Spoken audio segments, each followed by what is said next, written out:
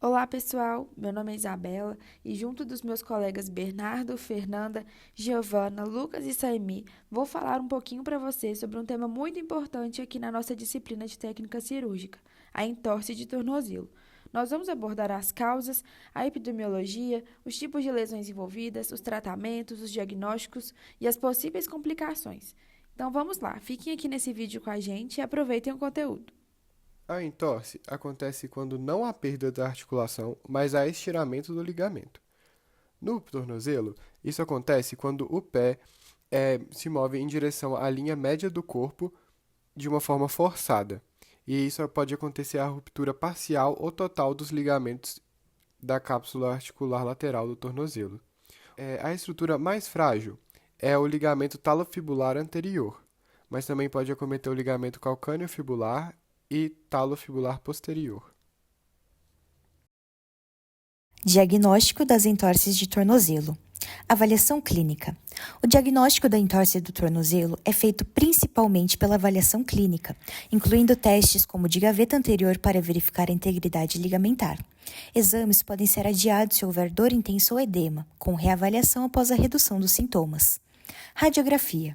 As radiografias são usadas para excluir fraturas em casos suspeitos, seguindo as regras de Ottawa, que recomendam radiografia se houver incapacidade de suportar peso ou sensibilidade óssea nos maléolos.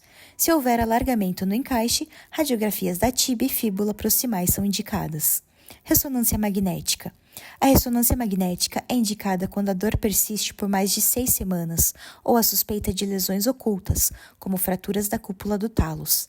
Ela fornece detalhes sobre ligamentos e outras lesões que não são detectadas em radiografias. Quando falamos de epidemiologia, as entorses de tornozelo são uma das lesões mais frequentemente tratadas tanto na urgência quanto na clínica, sendo que a entorse lateral é a mais comum. A prática de esportes é a principal causa de lesão, sendo esportes como vôlei, basquete e futebol.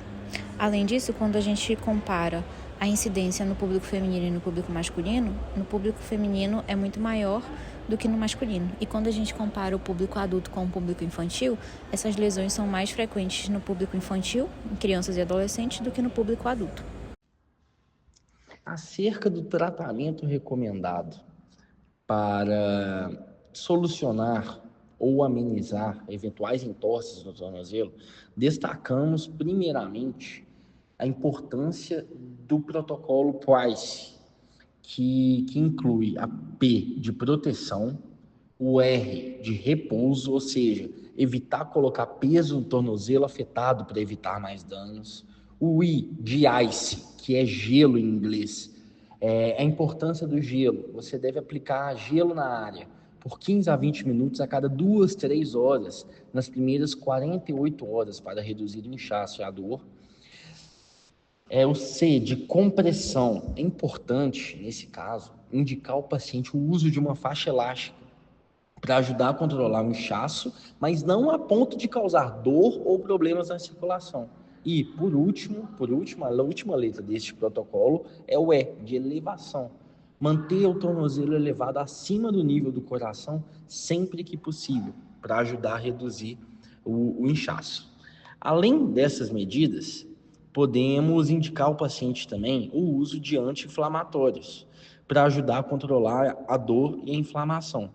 Normalmente, esses seriam o ibuprofeno ou naproxeno, perdão.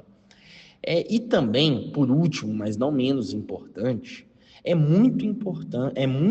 essencial que o paciente, ao ter uma entorse de tornozelo destacada, procurar um profissional, principalmente um fisioterapeuta, para realmente fazer exercícios de alongamento e fortalecimento e exercícios de equilíbrio e propriocepção, para que ele possa realmente buscar o fortalecimento desse tornozelo e amenizar a dor e o inchaço. Vamos falar um pouco sobre as cirurgias realizadas em casos de entorse do tornozelo. Quando se opta em realizar a cirurgia na fase aguda, em geral, realiza-se o que chamamos de reparo do ligamento. Esse reparo, ele consiste basicamente em abrir, identificar a estrutura e suturar os folhetos do ligamento rompido. A utilização do aspirado de medula óssea, que é rica em células-tronco, vem se mostrado muito positiva, trazendo resultados mais rápidos e com melhor qualidade ao tecido reparado. Esse método é conhecido como a sigla BMAC.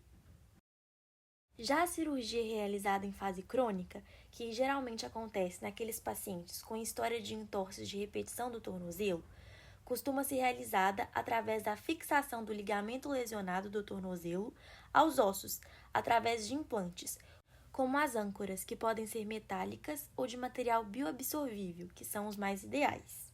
Dependendo da gravidade da lesão, pode-se optar também por transposição de tendões, para que a máxima estabilidade seja alcançada.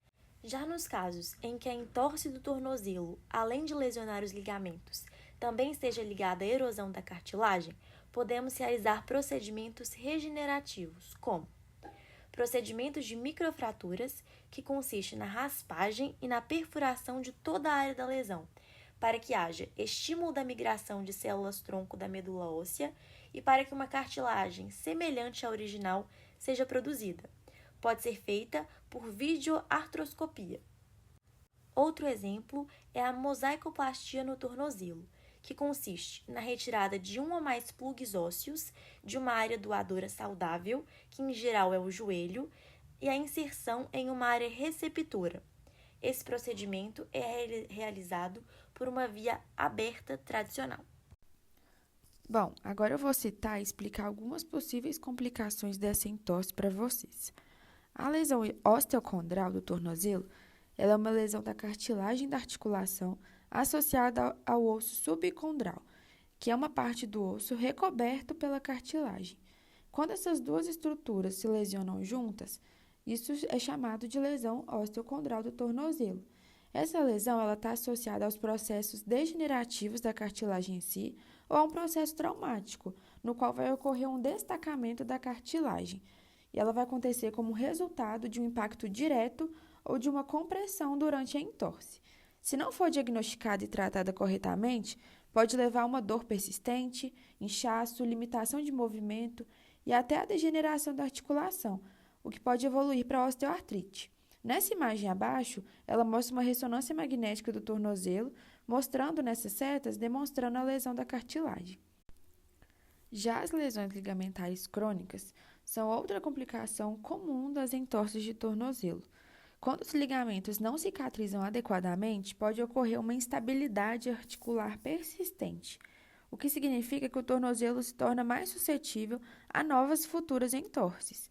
Essa instabilidade pode gerar dificuldade em atividades diárias e esportivas, além de aumentar o risco de danos adicionais à articulação a longo prazo, como, por exemplo, a artrose. O tratamento pode incluir desde fisioterapia até intervenções cirúrgicas para restaurar a estabilidade desse tornozelo. Outra possível complicação da entorse de tornozelo é a sinovite crônica. A sinovite crônica do tornozelo, ela se caracteriza por ser uma inflamação persistente da membrana sinovial, que é aquela que reveste a articulação. Ela pode ocorrer como complicação após entorses repetitivas que aconteceram ou de uma entorse que não teve um tratamento adequado. A inflamação constante leva ao acúmulo de líquido na articulação, o que causa dor, inchaço, limitação de movimento. E se isso não for tratado, pode resultar em desgaste articular e agravar a instabilidade do tornozelo. O tratamento inclui manejar essa inflamação com medicamentos anti-inflamatórios, por exemplo, fisioterapia e, em casos mais graves, uma intervenção cirúrgica para remover o tecido sinovial ali que está inflamado. Por fim, a síndrome do impacto anterior, também chamada de tornozelo de atleta, ocorre quando osteófitos, que são pequenas formações ósseas, se desenvolvem na parte anterior da articulação após traumas repetitivos, como a entorse, por exemplo. Esses osteófitos acabam limitando o movimento do tornozelo, causando dor e rigidez, especialmente a realizar movimentos de dorsiflexão, ou seja, quando o tornozelo é movimentado para cima. O tratamento pode incluir desde fisioterapia para melhorar a mobilidade até a remoção cirúrgica dos osteófitos em casos mais graves. Nessa ressonância abaixo, podemos observar a seta que aponta para esses osteófitos, que caracterizam essa complicação.